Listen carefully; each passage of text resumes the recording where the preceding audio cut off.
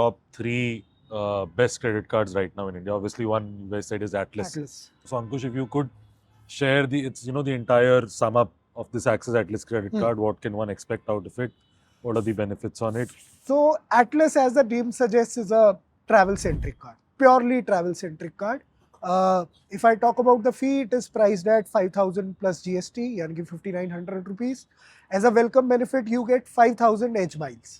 ठीक है, 5,000 edge miles translates to 10,000 miles of hotels या airlines, जहाँ पे भी आप वो convert कर रहे हो.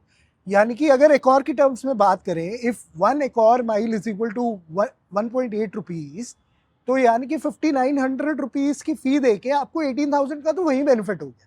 ठीक है. और बाकी अगर मैं लाइफस्टाइल बेनिफिट्स की बात करूं तो you do get a lot of domestic lounge visits and international lounge visits. Reward rate की बात की जाए तो हर 100 रुपए के खर्चे पे यू गेट 2 एज माइल्स, यानी कि 4 एयरलाइन या होटल के points. If you spend on travel, direct spends करने पे, flights या फिर hotels पे, you get 5 H miles for every 100 rupees that you are spending, यानी कि 10 airline या hotel के miles. ठीक है. Beyond that, there are some milestones also. अगर आप एक साल में 3 लाख रुपए का खर्चा करते हो तो आपको 2500 H miles मिलते हैं. 7.5 लाख रुपए पे 5,000 H miles मिलते हैं, and 15 लाख पे 10,000 H miles मिलते हैं. Second, I would say is HDFC Infinia. I have that card. Which is a very popular card. Like a lot of people do a lot of work around कि भाई Infinia कैसे भी मिल जाए. Right. It is It's sort of a status symbol also. It is an exclusive card. Yeah. So you can't just go on HDFC website and apply for it. Right. There are certain criteria that you need to fulfill. Right. जिसके बाद आपको वो card मिलता है. So it's slightly tough to get. But once you have it, it's definitely very rewarding. Could you also share like the reward structure of Infinia? Why is it so famous? And what do people like about it? Okay. And what in terms of how many reward points can you accumulate in a year? So Infinia was launched way back in 2014 or 15. ठीक है, बहुत पुराना card है. And 2020 तक तो जैसे कोई comparison ही नहीं था. Unlike Atlas, you need to plan कि कहाँ पे Infinia यूज कर रहा है. अगर आपके पास Atlas है तो वो भी मैं बताता हूँ रिवॉर्ड स्ट्रक्चर के साथ. तो बेस रिवॉर्ड स्ट्रक्चर इसकी for every 150 rupees that you are spending you get 5 reward points. ठीक है. बाकी through smart buy platform you can get up to 10x reward points. ठीक है. अप टू 10x बहुत लिमिटेड कैटेगरीज में होता है. जनरली 5x मिलता है, जैसे फ्लाइट्स पे आपको 5x पॉइंट्स मिल जाएंगे, इंस्टेंट वाउचर्स पर आपको 5x पॉइंट्स मिल जाएंगे. ठीक है. एंड स्मार्ट बाय प्लेटफॉर्म से you can accumulate up to 15,000 points in a month. ठीक है.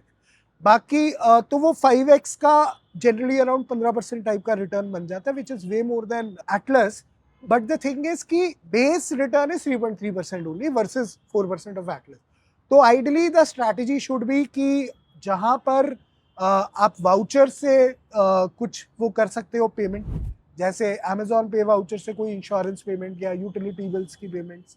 ठीक है. And just to make it clear कि vouchers is like वो vouchers आप purchase करते हो that you can let's say Zomato का voucher खरीदा आपने, Zomato में वो redeem किया तो as Zomato credits you can use. तो जहाँ पे वो वाउचर्स यूज कर सकते हो तो Infinia is a great card. ठीक है. Atlas से भी बेटर. बट जो नॉर्मल स्पेंड्स है for them Atlas is far better. And अगर लाइफस्टाइल बेनिफिट्स की बात करें तो अनलिमिटेड लाउंजेस हैं, डोमेस्टिक, ओवरसीज, अनलिमिटेड गोल्फ. ठीक है. फिर कुछ ITC होटल्स पे 2+1 नाइट का ऑफर रहता है. Then 1+1 buffet on select ITC hotels restaurant और भी कुछ ऐसे.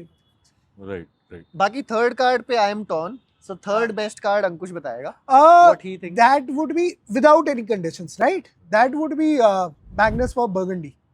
Right. ठीक है.